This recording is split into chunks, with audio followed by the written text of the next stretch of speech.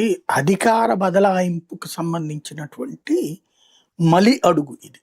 తొలి అడుగు మంత్రి పదవి ఇవ్వడం, రెండవది మలి అడుగు, తర్వాత అడుగు ఇది.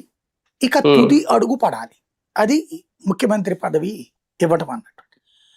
అధికార బదలాయింపు సాఫీగా జరిగిపోతుంది.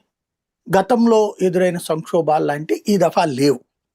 వాస్తవంగా తెలుగుదేశం పార్టీ పుట్టిన 42 సంవత్సరాలలో అదృష్టమో దురదృష్టమో గాని ఎన్టీ రామారావు గారు ఉన్నప్పుడు 3 సంక్షోభాలు ఫేస్ చేశారు. చివరికి సృష్టికర్తే కనుబరుగైపోయారు.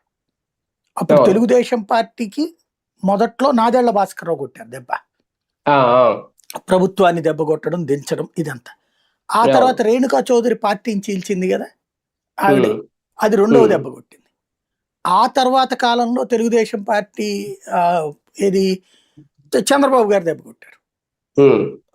82లో పుట్టి 95కి ఎన్టీ రామారావు గారే లేరు.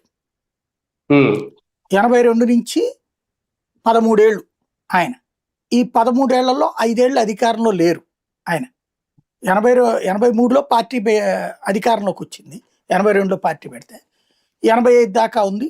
నాదెళ్ల భాస్కర్రావు ద్వారా దెబ్బతింటే మళ్ళీ 85లో అధికారంలోకి వచ్చి 89 దాకా ఉంది.